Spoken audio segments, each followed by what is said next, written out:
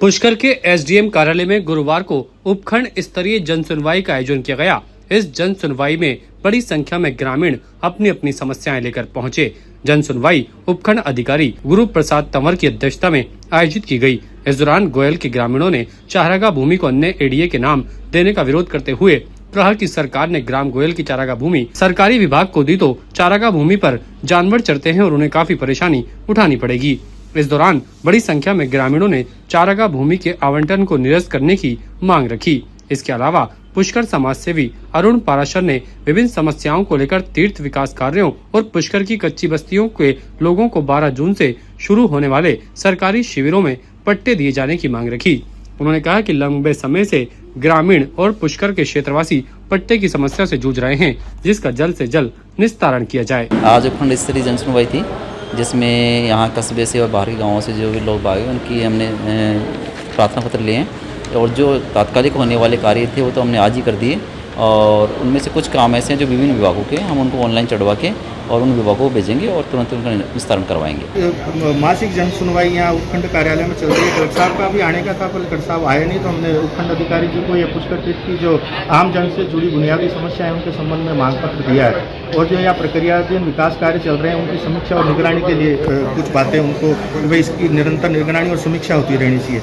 पुष्कर शहर में अतिक्रमियों ने नालियों पे और सभी जगह रास्तों पे जमकर कब्जे कर रखे हैं। यातायात का कोई प्लान नहीं है। यहाँ पे पुष्कर शहर की जो बस्तियाँ हैं वो सारी जलमग्न हो जाती है मानसून में और एक जो 12 करोड़ का नाला बना है वो बरसाती नाला, उसमें कीचड़ और मिट्टी भरी हुई है और यदि मानसून से पूर्व उसको सफाई नहीं करवाया गया तो ये सारी मिट्टी और कीचड़ जाके वहाँ वेल में जाएगा और ये जो मशीनरी लगाई हुई है वो सारी जाम होगी बरसात के दिनों में। और एक मुख्य रूप से जो 10,000 की आबादी पे जो पेयजल पाइपलाइनें लगी हुई हैं, बनी हुई है यहाँ, वो सब पुरानी हो गई। प्रेशर से पानी देते ही वो फट जाती है। आज आबादी 35,000 हो गई। 15,000 यात्रियों का रोजाना आना जाना। 50,000 आबादी के लिए पेयजल की लाइनें पर्याप्त नहीं है। जो 27 करोड़ का योजना है उसकी क्रियान्वित होनी चाहिए और नई पाइपलाइनें बननी चाहिए और पानी की टंकियाँ बननी चाहिए। और आज विशेष रूप से जो राज्य सरकार ने 12 जून से 15 जुलाई तक जो शहरी सेवा केंद्र चालू करने का निर्णय लिया है उसमें जो हमारी डी नोटिफाइड कच्ची बस्तियां हैं उसके लिए भी एक रेट निर्धारित कर दी गई है कि डीएलसी रेट के 25% पे भू नियमन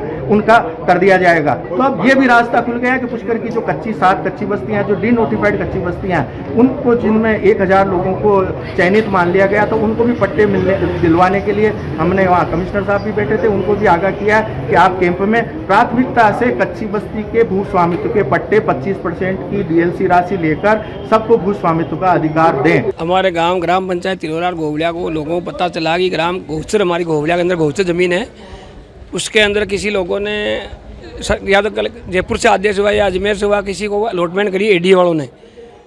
सुनवाई आई, हमारे नोट नहीं लगा, लेकिन कागजों में भी गौचर बोल रही है। नहीं कह रहे 60 बीघा ज़मीन हॉर्टिकल्चर डिपार्टमेंट को दे दी।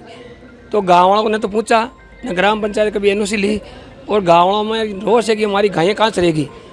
गायों के लिए गौशाला खुल रही है जगह जगह हर पंचायत में और गायों के लिए जगह सुरक्षित रखी है और हमारे लिए गायों की ज़मीन को इन्होंने अलग डिपार्टमेंट दे दी। ये गलत है।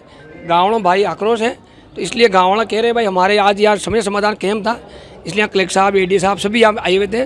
सबको हमने यहाँ एसडीओ साहब को ज्ञापन दिया है कि हमारी ज़मीन को खारिज की जाए, इनको ज़मीन कहीं दूसरी जगह दी जाए और ये ज़मीन गायों के लिए रखी जाए सुरक्षित। हमारे गौचर ग्राम पंचायत गोवलिया के अंदर वो गौचर का उस मैटर के मैंने हम लोग सब अगटे हुए, कलेक्टर साहब को भी ज्ञापन दिया, एसडीओ साहब को भी दिया और इनको बिल्कुल खारिज करवाने किया। ताज़ा खबरों के लिए देखते रहें सरेराह न्यूज़। अपना फ़ोन उठाएं और सब्सक्राइब करना ना भूलें।